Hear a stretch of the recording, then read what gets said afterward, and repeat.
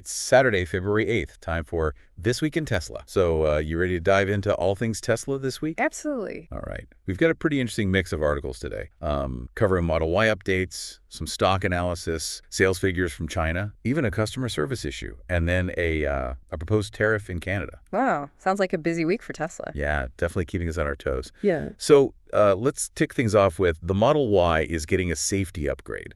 Starting in March, the refreshed Model Y will be featuring a new 4D radar system, and it'll be located above the rearview mirror. Oh, interesting. So this new radar is going to be used for a handful of features, starting with improved passenger classification for airbag deployment. So the system will be able to more accurately determine the size and position of occupants, which should lead to more precise airbag deployment. Okay, yeah, that makes sense. And that's great because, those unnecessary airbag activations can be really costly to repair. Plus, this new radar system, it's got a child detection feature too. Oh, wow. Yeah, so it can monitor breathing and heart rate. That's great for peace of mind. For sure. The system can even alert the driver through the Tesla app if a child is left alone in the car. It can also activate the HVAC system to maintain a safe temperature. And in emergencies, call 911. Oh, that's a really interesting. Speaking of 911, though, I did read that this feature has a limitation in North America. Right. So currently in North America, the 911 call feature requires a Bluetooth-connected phone because Tesla vehicles don't have a built-in emergency calling system yet. Gotcha. But Tesla is planning to enable that through a software update in Q3 of this year. Okay, interesting. All right.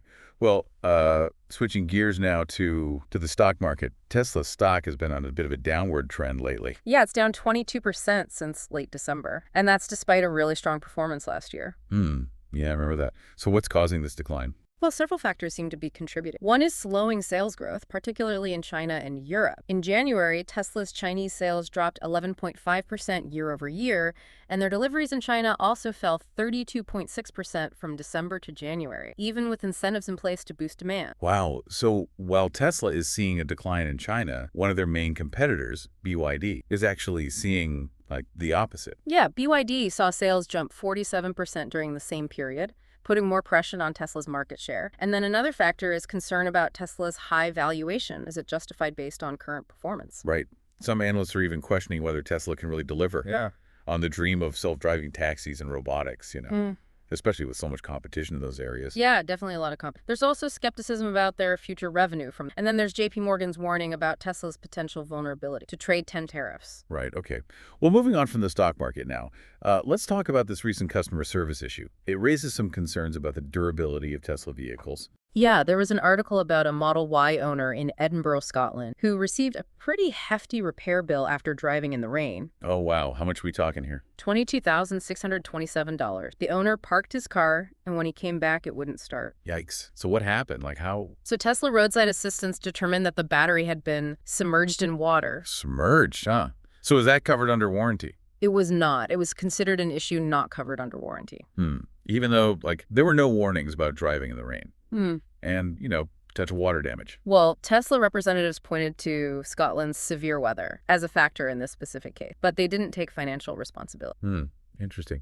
Okay, well, for our last story today, let's shift our focus over to Canada. There's an interesting proposition in the Edmonton Journal for a 50% tariff on Tesla vehicles. Yeah, and they're proposing to remove tariffs on Chinese electric vehicles at the same time. Oh, wow. It's being presented as a strategic response to potential U.S. trade policies under Donald Trump. Okay, so are they saying that Canada should make electric vehicles more affordable by removing tariffs on Chinese EV, while also becoming less reliant on American producers like Tesla? That seems to be the idea. Interesting. This proposal is pretty interesting because it highlights the bigger geopolitical and economic tensions between the U.S., Canada, and China in the automotive sector. Yeah, definitely. This could affect automotive investment trends and supply chains in North America as well. For sure. So lots to unpack there. It's certainly a bold proposition, one that could have a significant impact on the Canadian EV market. Yeah, for sure. All right, so let's just recap what we've covered so far. The Model Y is getting those new safety features, including a 4D radar system that'll improve passenger classification for airbag deployment and introduce that child presence detection. Right, and those features will start appearing in Model Ys manufactured in March. Okay, so starting next month, basically. Yeah, basically. And so all that's exciting news for safety-conscious consumers. Tesla's stock has taken a bit of a hit recently, dropping 20% 22% since late December. Right, and some analysts are attributing this dip to several factors, including slowing sales growth, particularly in the Chinese market, where Tesla saw an 11.5% drop in sales year over year. Yeah, and their deliveries in China fell 32.6% from December to January. Exactly, and while Tesla's sales in China are slowing, their competitor, BYD, saw a 47% jump in sales over the same period. Wow, so they're really eating into Tesla's market share. Yeah, it seems that way. On top of that, there are concerns about Tesla's high valuation, whether it's justified based on their current performance. Right, and some analysts are even questioning their ability to generate significant revenue from self-driving taxis and robotics, especially with all the competition there. Yeah, there are definitely a lot of companies vying for a piece of that pie. For sure. Okay, and then we also talked about that customer service issue with the Model Y owner in Scotland who received that $22,627 repair bill after driving his car in the rain. Right, and that incident really raises questions about the durability of Tesla vehicles, especially in adverse weather conditions. And it also highlights the importance of clear warranty policies and responsive customer service. Absolutely. And finally, we discussed that interesting proposal in the Edmonton Journal to impose a 50% tariff on Tesla vehicles sold in Canada, while simultaneously removing tariffs on Chinese electric vehicles. Yes, and that proposal has been put forth as a potential response to U.S. trade policies under Donald Trump. Right, so essentially using tariffs to try and influence the EV market. Exactly. And it highlights those complex geopolitical and economic tensions at play in the automotive industry, particularly concerning the U.S., Canada, and China. Yeah, a lot of moving parts there. Yeah, and it's definitely a lot to consider. Given all these developments, what do you think the future holds for Tesla?